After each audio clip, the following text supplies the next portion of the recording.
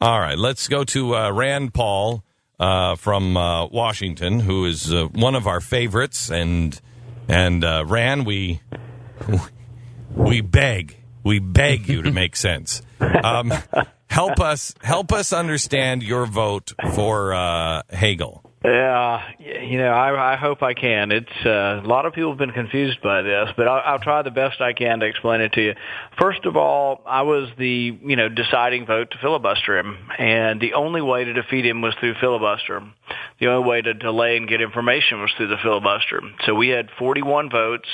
I was called and lobbied hard from the other side to change on the 41. I was the 41st vote to keep the filibuster going the first time.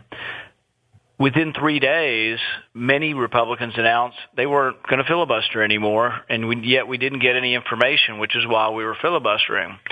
We never had 51 votes to defeat him, but we had 41 for a while.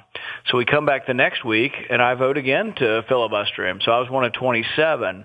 But that's when the game was over. There was no stopping him when 27 voted. 14 people bailed on us, and that's when Hagel was nominated. On the final passage, I did vote to allow him to go through, mainly because I've said all along that the way I treat political appointees is that for the most part I give deference to the president. I will fight tooth and nail to get information and to get information in advance. But in this case, I decided that no information came forward that would have eventually disqualified him. Okay, so wait a minute. So I can respect it because you're an advise and consent kind of guy, right? That's the right. President has, and we're still fighting the same battle, but I think a bigger constitutional battle on Brennan, because here we're fighting not just the person or previous statements, we're fighting the principle of whether an American can be killed in America by a drone strike.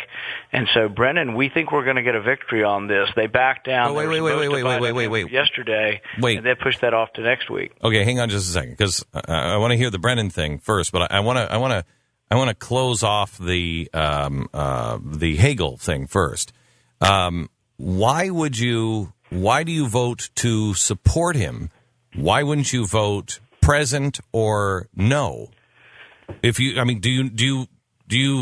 fine with him? You fine with Hagel? No, it's sort of I guess it's one of these things where I don't treat it the same as an issue. I treat it as a presidential nomination to a political office. And so I think the president does have the right to form his cabinet. These are political people. Like I voted for John Kerry, and I got some grief for that too. I agree with nothing that Kerry represents. There are many disagreements I have with both Kerry and Hagel and Lew. And in the end, I just have made the decision that on these type of appointees, unless I can find information that they've taken money from a foreign government or given us information that was not accurate, then I go ahead and let the president make his political appointees. All right, so you were filibustering because you wanted more information. You weren't filibustering to stop his confirmation. I think that's the best way to describe it. I was joining the Republicans in saying we want more information.